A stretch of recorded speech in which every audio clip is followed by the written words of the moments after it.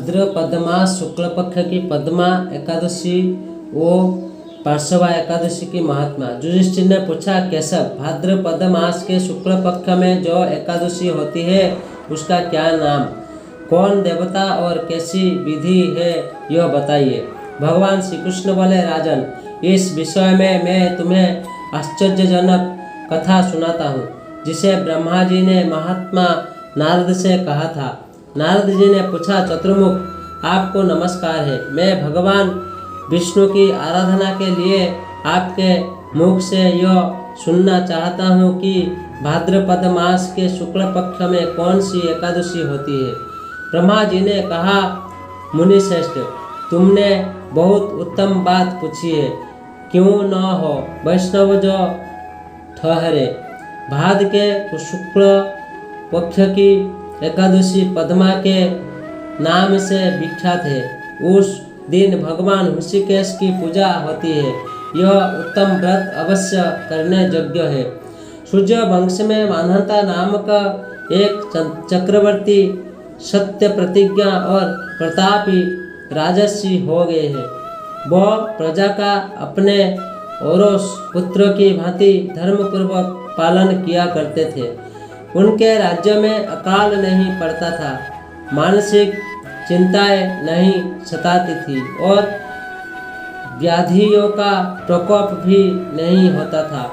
उनकी प्रजा निर्भय तथा धन धान्य से समृद्ध थी। महाराज के कोष में केवल न्यायोपार्जित धन का ही संग्रह था। उनके राज्य में समस्त वर्णों और आश्रम के लोग अपने अपने धर्म में लगे रहते थे। मांधाता के राज्य की भूमि कामधेनु के समान फल देने वाली थी। उनके राज्य करने समय प्रजा को बहुत सुख प्राप्त होता था।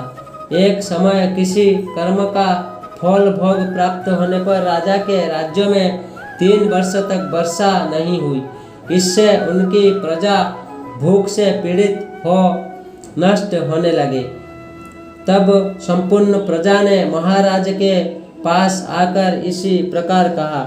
प्रजा बोले, नृपश्रेष्ठ, आपको प्रजा की बात सुननी चाहिए। पुराण में मनीषी पुरुषों में ने जल को नारा कहा है। वह नारा ही भगवान का अयन निवास स्थान है, इसीलिए वह नारायण कहलाते हैं। नारायण स्वरूप भगवान विष्णु सर्वत्र व्यापक रूप में विराजमान है। वो ही मेघ स्वरूप होकर वर्षा करते हैं।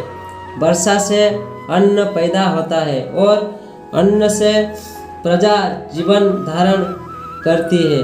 नृपश्रेष्ठ, इसी समय अनेकों बिना प्रजा का नाश हो रहा है। अतः ऐसा कोई उपाय कीजिए जिससे हमारे योगक्षम का निर्वाह हो। राजा ने कहा, आप लोग का कथन सत्य है। व्यक्ति अन्नों को ब्रह्मा कहा गया है। अन्न से प्राणी उत्पन्न होते हैं और अन्न से ही जगत जीवन धारण करता है। लोक में बहुधा ऐसा सुना जाता है तथा पुराणों में भी बहुत विस्तार के साथ ऐसा वर्णन है कि राजाओं के अत्याचार से प्रजा को पीड़ा होती है। किंतु जब मैं बुद्धि से विचार करता हूँ तो मुझे अपना किया हुआ कोई अपराध नहीं दिखाई देता। फिर भी मैं प्रजा का हित करने के लिए पूर्ण प्रयत्न करूँगा। ऐसा निश्चय करके राजा मांधाता इसे गिने व्यक्तियों को साथ ले विधाता को प्रणाम करके सधन वन की ओर चले दिए। वहाँ जाकर मुख्य मुनियों और तपस्वियों के आश्रम पर घूमते फिरे। एक दिन उन्हें ब्रह्मपुत्र अंगिरा ऋषि का दर्शन हुआ। उन पर दृष्टि पड़ते ही राजा हमसे हर्ष में भर कर अपने वाहन से उतर पड़े और इंद्रियों को बस में रखते हुए दोनों हाथ जोड़कर उन्होंने मुनि के चरण में प्रणाम किया। मुनि ने भी स्वस्ति कहकर राजा का अभिनंदन किया और उनके राज्य के सातों अंगों की कुशल पूछी। राजा ने अपनी कुशल बताकर मुनि के शास्त्रों का समाचार पूछा। मुनि ने राजा को आसन और अर्घ्य दिया।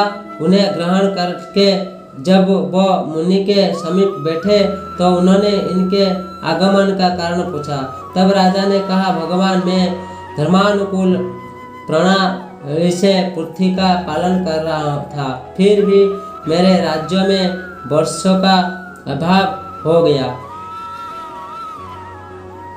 इसका क्या कारण है? इस बात को मैं नहीं जानता। ऋषि बोले, राजन, यह जब सब युगों में उत्तम